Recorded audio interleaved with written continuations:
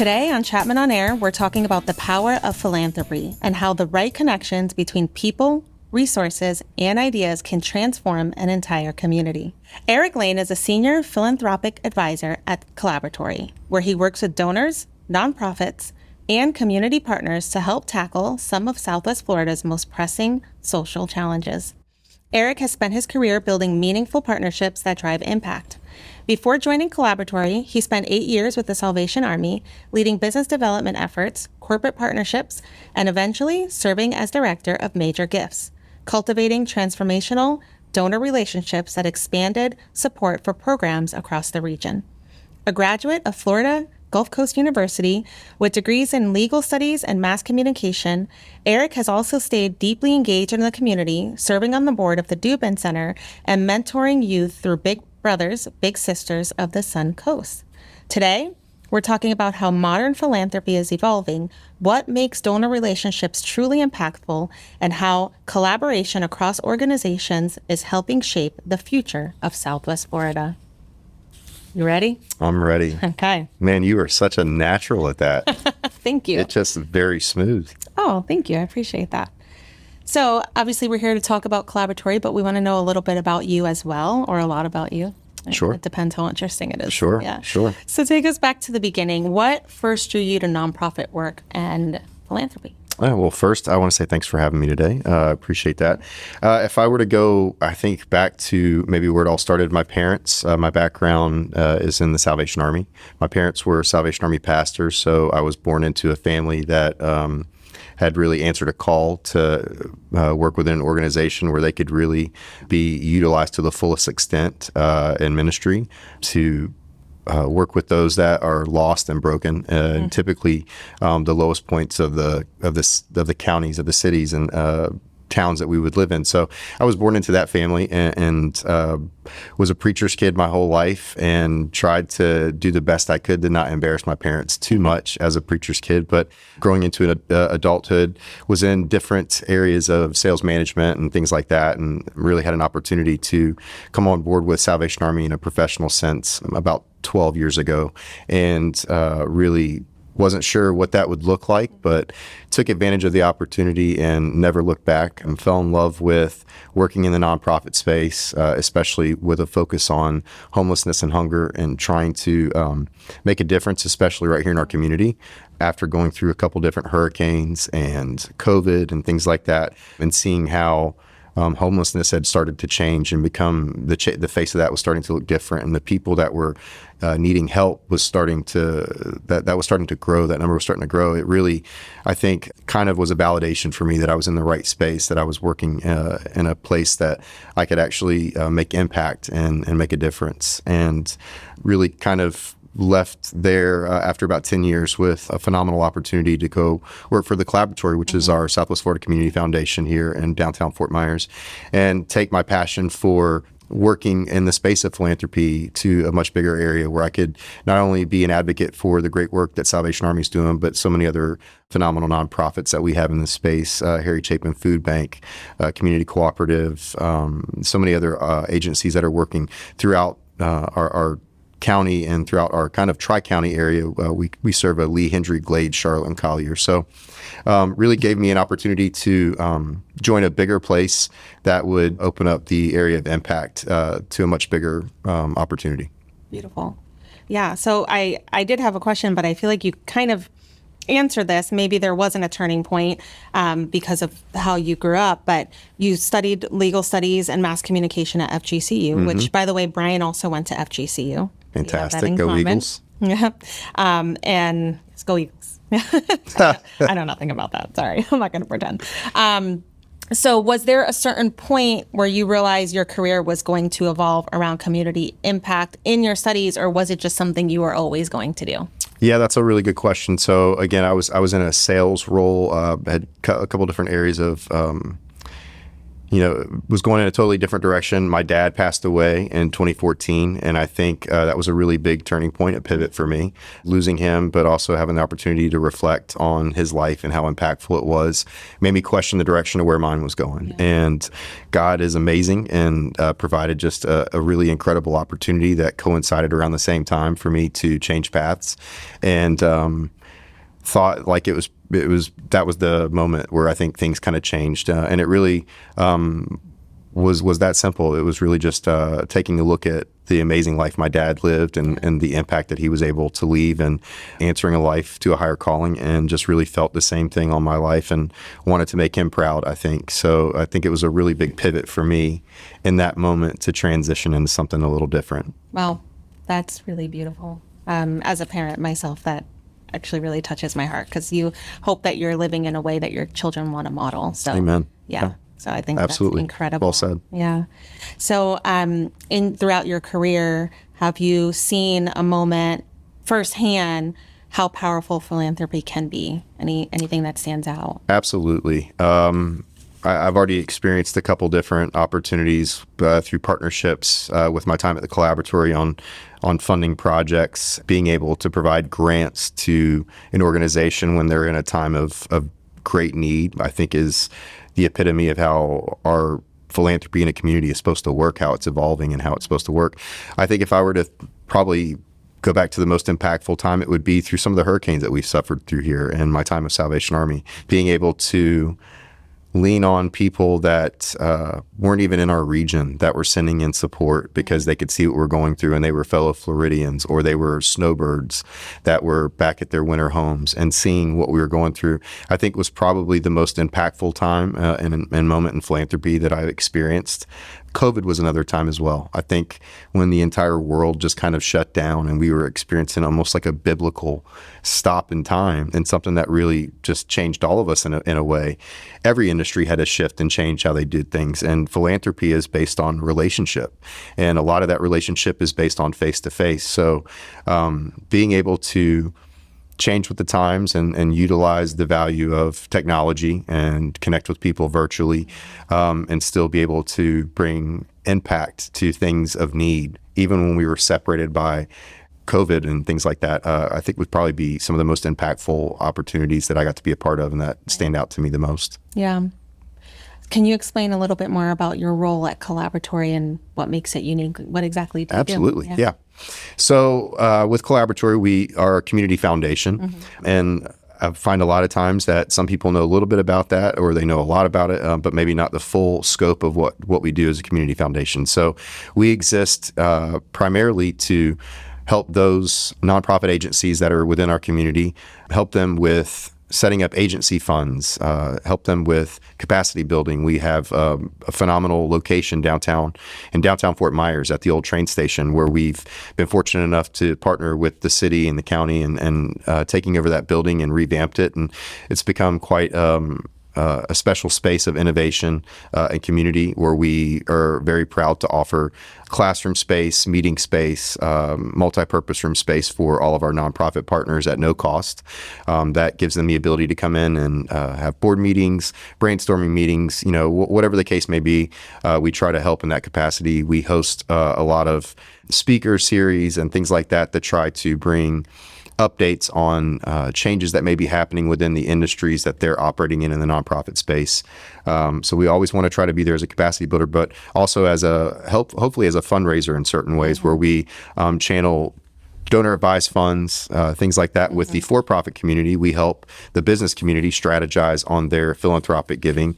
And then hopefully we're coordinating those conversations to meet the needs of our agency partners that have agency funds with us. So in a lot of ways, we're almost like a community bank for our nonprofit partners to assist them and provide some capacity building. Yeah, and it's incredible. I can speak from our side of things.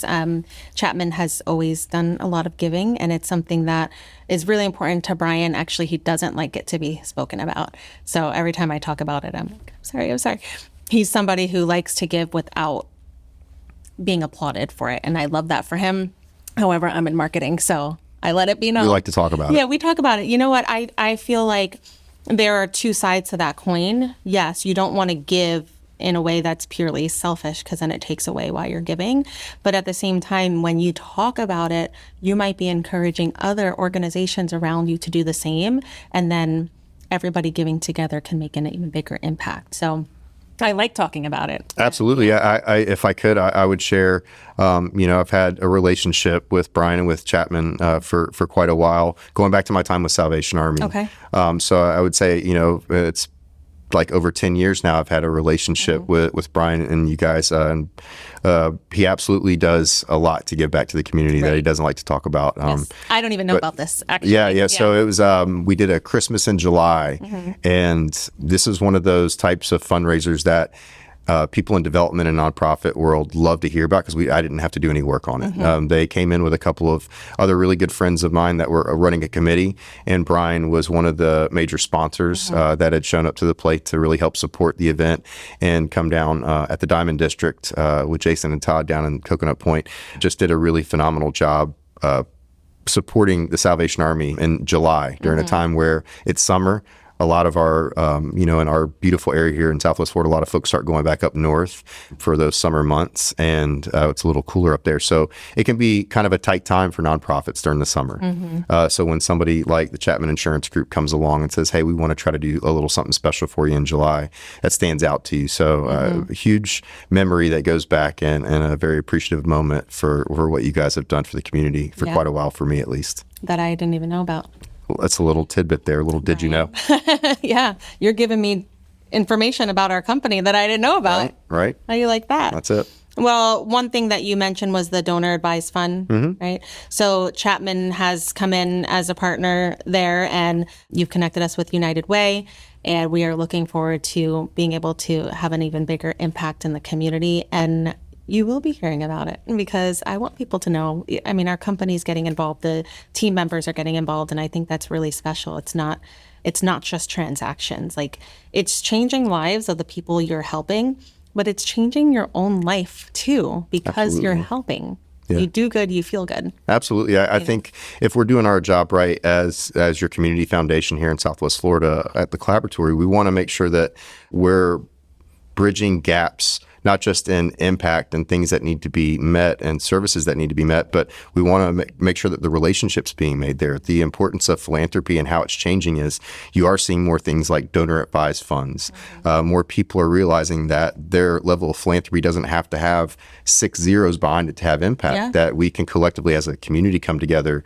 It can't be just the business. It could be the employees and the business as well that are all facilitating that impact together. And I think that's how we've seen philanthropy change the most recently, is the emergence of donor advised funds and how easy it can be to partner with Collaboratory on handling your corporate philanthropic giving, connecting you to projects that maybe you weren't aware of, and providing a little bit more exposure to how much you do give back, because you do have a lot of CEOs and people at the top that are a little bit more shy and they're very modest, and that speaks to the humility of their heart, and we appreciate that. But we also want the community to know when they're making decisions on who they want to do business with, who's helping to give back and make sure they're invested in this community, and those things are important to everybody in our community. So we're grateful and super excited about partnering with you guys on your donor advised fund and how we're going to be able to channel that impact back into the community in ways that are exciting to you guys and align with your corporate values, and hopefully gets more in the employees involved as well. Yes. Well, we have huge initiatives coming for our employees, and it's really a gift to all of us here at Chapman Insurance Group to have that opportunity to give back and take some time that might be spent normally at work and use it to uplift your community. But I think you touched on something really important as well, is when you're looking at companies to do business with, do you align with their values? I think that's so important. That's another reason why it is important to share what you're doing. It absolutely is. I think everyone has the right to know the type of company they're working with. And at the same time, I wouldn't change Brian at all, because the reason why the company is where it's at is probably because of that humility that he shows in so many different areas, and that's why he runs the company the way he does. So he can continue doing that, and then I'll continue doing my job. Right? I think that's a natural fit. That's a good natural fit. Okay, I like that. Absolutely. All right. So tell me more about Collaboratory. I know you have some information that you can share with Yeah. us? So we are Collaboratory. DBA is Collaboratory. We are the Southwest Florida Community Foundation. Proud to say that we are in our 50th year of existence, founded in 1976. We are proud to be a community partner for so many different agencies, funds, different things like that. To give you a couple stats, we've distributed more than $132 million in grants that are awarded to Southwest Florida via things like donor advised funds, field of interest funds, things like that. We've given out $1.2 million to scholars through 177 scholarships, which is also probably one of our most proudest, I think, achievements in our Future Makers program, and through our scholarships being able to affect workforce and really hopefully see the trickle effect of that happen with housing and everything else like that, if you can affect the jobs and things like that. So 480 plus donor funds that are very fine-tuned to specific target areas, and that's essentially the reason that we exist. We don't exist without the ability to partner with community members and people that trust us enough to help leave their legacy with us and allow us to guide that and according to how they want it. But our biggest honor is being able to be the philanthropic partner for not just our for-profit community, but for our individuals and those that have come here to retire and things like that. We are channeling all of that energy to try to affect as much change as we can, specifically speaking in a couple different areas that are we're really trying to move the ball along. A lot of that you will see is in our Health and Wellness Coalition, our Home Coalition, and our Future Makers Coalition. Yeah. That's kind of the pillar of how we're creating impact through investment, through conversations. We're trying to make sure that we're all talking together as well as funding issues and bridging gaps to make sure that we're collectively trying to change the problem instead of just band-aiding things over and over and over again. So we're always trying to look at making sure we're inviting everybody into that conversation, that we're making it full circle with our donors as well to offer those opportunities should they be interested in that. But really give the community a place to jump in and be heard and talk about things and connect with our staff and our team to make sure that we're aware of all the issues that are out there and that we're all moving in the same direction and trying to hopefully address it in a way that's impactful for all of us. So very excited to be celebrating our 50th anniversary. We've had an exciting couple of months preparing for our 50th gala celebration and had a ton of incredible sponsors like the Chapman Insurance Group. So we're very grateful for that, but very excited to be celebrating 50 years in the community and really cheers to 50 more, we're hoping. So yeah, I'm hoping so as well. So I know you guys are touching on a lot of different issues and challenges here in Southwest Florida. What would you say is probably one of the biggest challenges in this area? I think right now, the biggest hot topic that I seem to hear the most around our offices is mental health. Okay. I think that's even with our coalitions that I've listed, looking at homelessness and trying to affect our education and getting more kids with a better pathway to either degrees or secondary education. The biggest thing that affects every category is mental health. I think we're trying to find ways that we are mapping out what's available within our community, keeping up with the most cleanest statistics of what's available doctor to patient wise, but also looking for partnerships that are outside of this area. I think far too often we are looking within the same space to try to solve the problem, and sometimes that answer may not be there. So sometimes it's looking at partnerships that you have that exist with outside maybe your regional area or your geographical space to see what else is working. So I think that's probably the one area that would be the hottest topic for us because it touches everything. And it's really an area where we're just starting to kind of scratch the surface of what's available and how much more dynamic our partnerships can be so that we're serving our community, both young and old. We have such a different demographic here, both from people traveling throughout the world that have settled in Southwest Florida, folks that are snowbirding here, people that are vacationing here, college are, everybody's coming to university. Everybody wants to come down to Southwest Florida. Yeah. So, with that growing population that we have, it grows our mental health issues because, almost everybody's got something that they're battling or they're touched by it in their family. So, that would probably be, I think, the biggest way that we're trying to bring impact and that we're having those discussions and finding ways that touches everything that we're already working on anyway. Right. Have you guys seen an improvement, or would you say a decline maybe since things like COVID and the hurricanes, I know that played a huge impact on the mental health of those in Southwest Florida. Absolutely. I would say natural disasters, things like that, massively play a huge role in the mental health space. I'm not a mental health practitioner, but being on the philanthropic side and working with agencies that do try to speak to that, you hear the stories and you hear the statistics and you see the numbers begin to rise. I mean, we deal with a lot of different things in this area that I think speak directly to mental health issues and to the crisis that we face by not having enough providers and them being completely overtaxed with patients and just no way. But yeah, we've seen the numbers go up. I think if there's the positives to take is that there's more and more funding becoming available. There's more and more people that, with the awareness that it grows, we're able to grow funding by donor advised funds, legacy giving, things like that. As that issue becomes more of something we're championing as a cause across the board, people are giving more. And the more awareness we have, I think the better it becomes. The more awareness that people have that we're, in an area where we're in a deficit. We need more practitioners. We need more therapists and things like that, but also a better follow-up. We need better overall care. So it's never just the doctor or the patient. We need a better system. We need something that's in place that's going to be there to catch people in a cauldron almost, so, or in a colander, excuse me. But I would say that we've seen it change in a positive way. Impact is changing, awareness is getting better, but it's going to be a slow thing, because as it's like anything else, like homelessness and hunger, when you begin to fix certain parts of it, it morphs into different areas, or you discover other areas. So hopefully we're going to see some impact, and we'll see some numbers that correspond with that. But it's a big problem that I think we're all working on together collectively. For sure. So can you paint a picture how funds are used to help that specific issue? Are you putting people together and paying for their visits, to see therapists? So we, as a community foundation, would typically never be ones funding direct to service. Okay.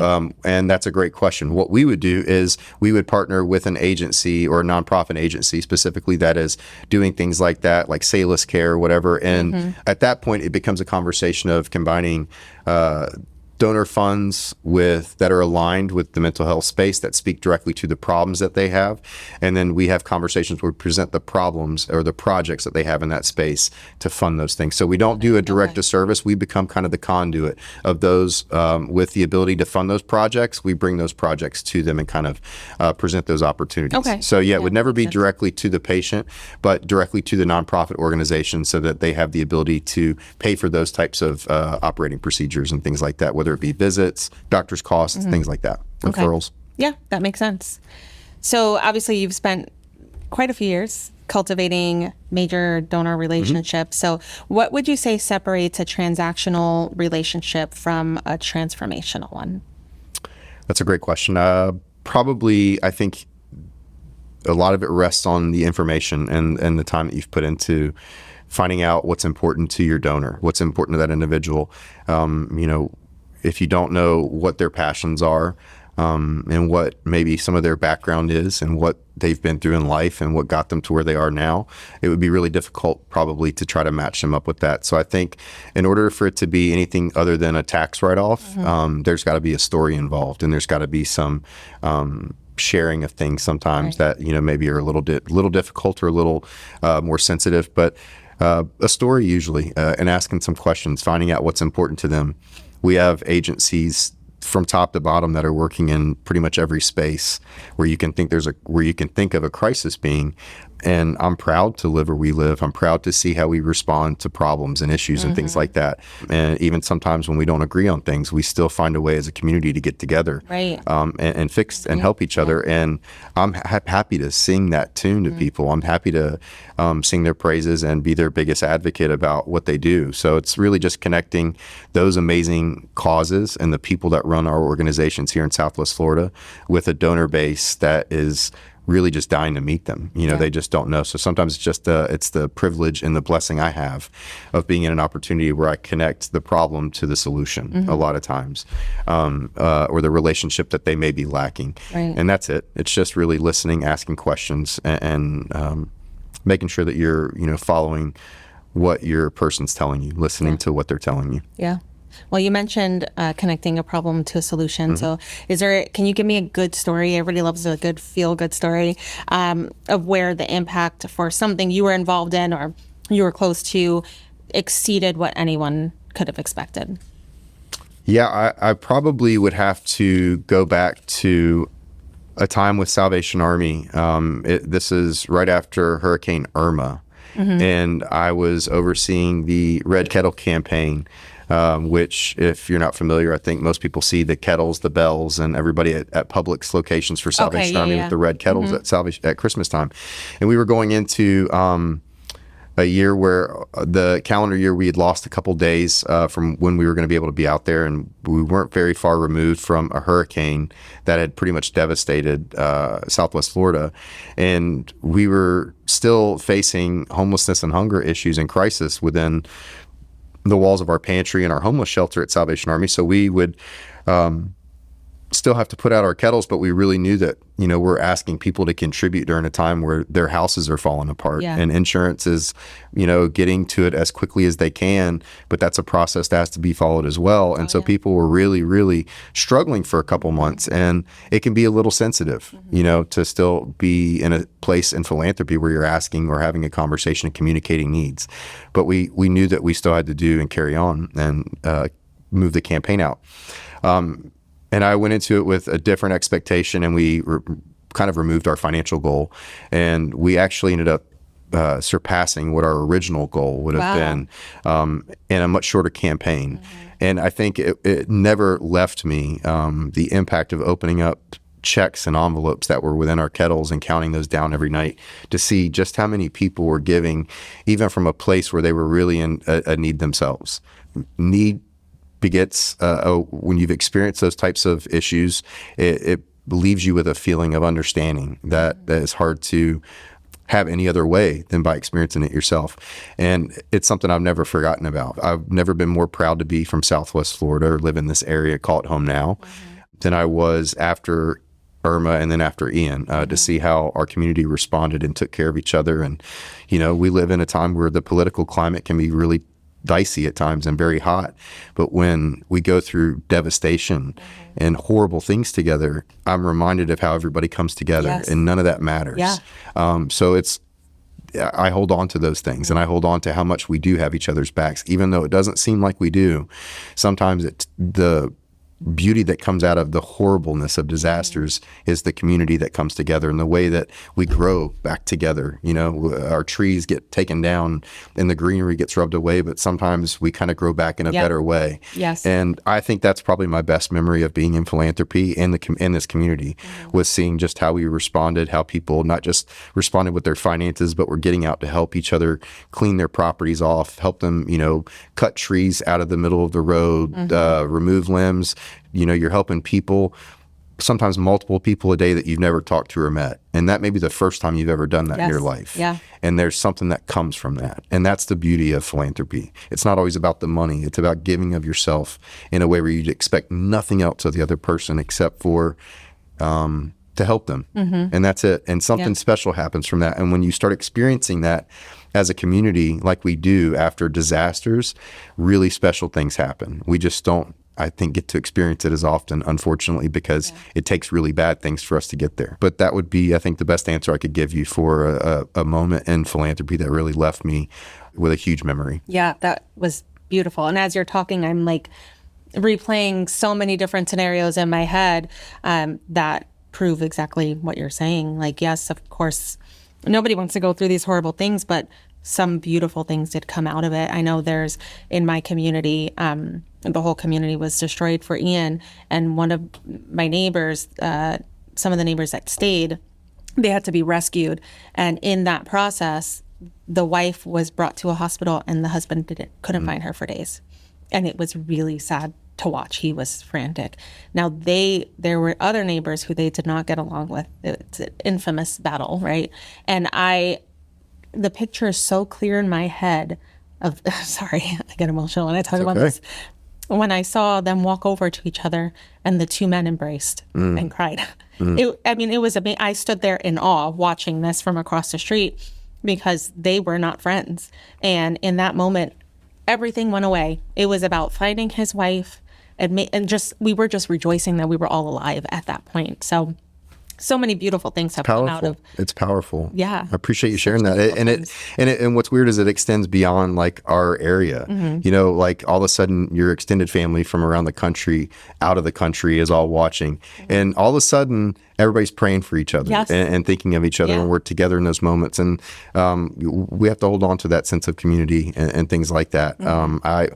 I think we all had some things that touched us in a very powerful and emotional way, especially vivid memories of things. And some were not so great, but I'm glad that you have one that's like such a powerful and positive thing, because that's the epitome of us as humans. That's how we're supposed to be for each other. And, you know, that's the beauty, I think, of the work that I get to do, is sometimes people don't realize that they're going to receive so much more than what they're giving away. The money they give is going to make dreams come true. But I think sometimes what's lost, or what they don't expect, is the feeling they walk away from by giving, because it is far better to give than to receive. And oh my goodness, it's just always a shock. It's always interesting to sit back and see people that experience that for the first time and how overwhelming it is. Yep. There's more joy in giving, a wise man once said. There is. And I don't know where that came from, but Amen. I don't know. I think he was speaking some facts. That's right. That's right. Yeah. Amazing. So obviously philanthropy has evolved a lot in the last decade.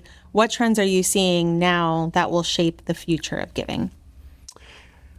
Well, I think there's more people that are aware of how they give now. Mm-hmm. I think giving has evolved from maybe a tax write-off. I think the vehicles for giving have become more efficient. Mm-hmm. There's more opportunity now. I think more people are educated on what's out there and ways they can give back. Right. Obviously, we've mentioned it quite a few times here, donor advised funds. I always say, you know, if you're giving to more than one charity, it's super beneficial to go that way, especially when you partner with your community foundation, because we have the benefit of, you know, once you make that initial gift into your donor advised fund, that asset gets invested with our pool of assets of roughly 180 million in assets. So our return on investment in that account, while we're figuring out how you want to channel that philanthropy or figure it out, we grow that investment over time and try to, you know, make it bigger than what you had initially put in there. So we also have a unique ability to partner with different projects from our region and paint those pictures. So I think it's becoming a more efficient world. I think we're seeing things that are changing as far as how the younger generations are handling their finances and how they're doing things. I think the way our grandparents and our parents maybe gave back to organizations is still of value, but I think our younger generations are looking at different things. Some of them are a little bit more curious of the impact that the organizations are having. And it's not just, you know, on name value alone. They want to see statistics. They want to see how you're changing. They want to see if you're utilizing technology and things that are available to you to best suit your mission. And I think that, again, speaks back to efficiency. People want to make the most value that they can, and technology is helping us do that in a lot of ways. Crypto is something that more and more people are becoming involved in and diversifying in. And that's something that, you know, at Collaboratory, we're already set up to assist and help our fund holders with, both on the donor side and on the receiving side if you're an agency. We're seeing more and more people that are looking at cashless assets and things like that and ways to diversify how they give back. So the field is always changing. As our economy does, philanthropy will. You know, it's going to always be a necessary means, even if for just a business sense. But it doesn't have to be. You know, it can be so much more impactful and exciting, and can be something that the whole entire family gets involved with. And that's where we come in. We just try to say what's important to you and how can we set this up, and we kind of build the picture to the T of how you request it. So it is changing at a pretty fast pace, and we're ready for it. We're excited about how that's going to look, but we're also still keeping our eyes open for what's on the horizon and new things that are out there. Yeah, amazing. I love hearing this. Just hearing that younger generations are getting involved is incredible. The work you guys are doing at Collaboratory to bring awareness to different ways you can give back is also incredible, because a lot of these things I didn't know about before. And yeah, you used to think, or I think many people still think, you have to be wealthy in order to give, or I'm barely making it by, I can't give back. But there's so many other things you can do to get involved. And when you give, not that you should give for this reason, but it always comes back to you tenfold. 1,000%. Amazing how that works, right? 1,000%. And it's life-changing. I think for some, it can be where a budget starts. It can be how you begin to turn misuse of money around is when your budget starts with giving back a percentage, whether that's to your church, to whatever's important to you. But if you start building your budget around giving back first and know that you have to be that much more of a better steward with the money that you have, different things start to happen, and you become more responsible with that. But you also start a legacy of giving. Yeah. And if you don't give when you have a little, you won't give when you have a lot. So you have to make it something that's a principle, something that's a every 2 weeks, every month, however you conduct your finances, it's got to be something you become disciplined about. Otherwise, it becomes hard to do it. And then you miss out on the gift. You miss out on what you just said, it's always something you get more out of than you ever expected to bestow on someone else. And that's the bigger miss. It's not the finances that you're giving or the tax write-off. It's the missing of the blessing of giving to someone else and experiencing that transcendence that happens in that moment. It's amazing. Yeah. Okay, so tell us a few things that people can do to get involved with Collaboratory. I would love to. I think we're always trying to look at bringing innovative speakers, topics, things like that come in. We've got a light bulb series event that's coming up this week at Collaboratory. They can jump on to collaboratory.org or follow us on Facebook. And we always have our announcements there, but there's a registration page that's open up. Again, I would say be on the lookout for the Edison Awards that's coming up in April. That's going to be downtown at the Luminary. We are a sponsor in that, but that's a phenomenal opportunity to check out things that are on the horizon in innovation, technology, AI. I mean, from the world's best. They had Jensen Huang last year, the CEO of NVIDIA, come and speak. Greg Robinson, who works for NASA and was, I think, the chief engineer for the Webb telescope. Just phenomenal speakers that come by and are talking about things that exceed our planet, that things that are out in the atmosphere that they're working on. It's just like mind-blowing, especially for somebody who has a mind like mine that just doesn't operate in that way. But collaboratory.org is our website. Sign up there, join our mailing list, follow us on Facebook, and find a way to get involved. Come and check us out. Come see one of our breakouts for our light bulb series. Come in and have a cup of coffee. We're a really great space to come in for meeting. If you've never been, come in for a tour. Give at collaboratory.org is where you can email if you want to find out more information on how to set up a donor advised fund, how to get involved with any aspect of what we do in philanthropy or any of our coalitions. Just reach out. We're available. We would love to be there to serve any and everybody that has a question or wants to find a way they can get involved with their community foundation. Beautiful. I love visiting Collaboratory any chance I get. It is a beautiful building, very aesthetically pleasing, but good things happening on the inside as well. I have some quick questions for you to wrap this up. Yeah. One, how do you start your day? If you want to have a successful day, what do you do in the morning? Pray. Okay. Pray. If for me, I've got to start my morning with the voice of God. If I don't start that way, which I'm guilty of from time to time, I find that it is not the most productive way for me to start my morning, and I tend to get in my own way. So prayer would be the first way I start my day. Okay. Hopefully, is the way I start my day every day. And then a good morning kiss to my wife. Okay. I like it. Anything else? Oh, that's probably it. Okay. That's probably it. Those are two very good things to start your day with. All right. Rapid fire questions. What one habit makes a great community leader? I don't know if I guess having a habit of listening. People are well-spoken, but sometimes don't listen enough. And I think so. I guess having a habit of patience and listening, being able to be patient with people, allow them to speak, and know that you may not have an answer and that you're not expected to fix everything.